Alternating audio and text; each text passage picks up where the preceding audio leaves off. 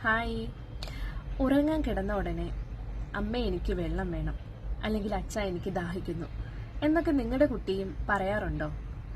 ഇത് വെറും ദാഹം മാത്രമാണെന്ന് നിങ്ങൾ കരുതരുത്, അല്ലെ? ഉറങ്ങുന്നതിന് മുമ്പ് ഇപ്പൊ നമ്മൾ കിടന്ന ലൈറ്റൊക്കെ ഓഫാക്കി നമ്മൾ കിടക്കുന്ന സമയം കുട്ടിയുടെ ഉള്ളില് ഒരു ഭയം ഉണ്ടാവാം, അല്ലെ? ഒരു ഒറ്റപ്പെടലിന്റെ അല്ലെങ്കിൽ ഇരുട്ടിന്റെ ഭയമായിരിക്കാം, അല്ലെങ്കിൽ ഞാൻ ഒറ്റയ്ക്കായി പോകുമോ എന്നൊക്കെ ഒരു ഭയം അവരുടെ ഉള്ളിലുണ്ടായേക്കാം. അപ്പൊ അതുകൊണ്ട് എന്റെ അച്ഛനും എന്റെ അമ്മയും ഒക്കെ എന്റെ അടുത്തുണ്ടോ എന്നൊക്കെ ഒന്ന് അറിയുന്നതിന് വേണ്ടിയിട്ട് അവർ ചിലപ്പോൾ ഒന്ന് ടെസ്റ്റ് ചെയ്ത് നോക്കുന്നതുമാവാം, അല്ലെ? അപ്പോൾ ഇങ്ങനെ വരുന്ന സമയം അവര് നമ്മുടെ അവസാനത്തെ ആ ഒരു നമ്മൾ ഉറങ്ങുന്നതിന് മുമ്പുള്ള ആ ഒരു സ്നേഹം അവർക്കൊന്ന് കിട്ടുന്നതിന് വേണ്ടിയിട്ട് അവരൊന്ന് ടെസ്റ്റ് ചെയ്ത് നോക്കുന്നതും ആവാം, അല്ലെ?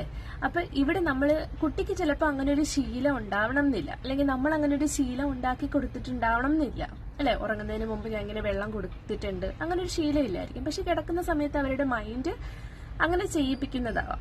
അപ്പൊ നമ്മൾ എന്താ ചെയ്യുക? അവര് വഴക്ക് പറയരുത്.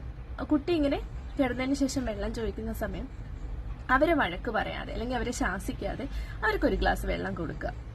ശേഷം അവരെ ഒന്ന് ഹഗ് ചെയ്യുക, അല്ലെങ്കിൽ ഒരു കിസ് കൊടുക്കുക. എന്നിട്ട് പറയാ, ഞങ്ങൾ അടുത്തുണ്ട്, നിന്റെ കൂടെ ഞങ്ങളുണ്ട് എന്ന് പറഞ്ഞ് അവനെ ഒന്ന് അല്ലെങ്കിൽ അവളെ ഒന്ന് അവര് സുരക്ഷിതരാണ് ഇവിടെ എന്ന് ഒരു ഉറപ്പ് അവർക്ക് കൊടുക്കുക.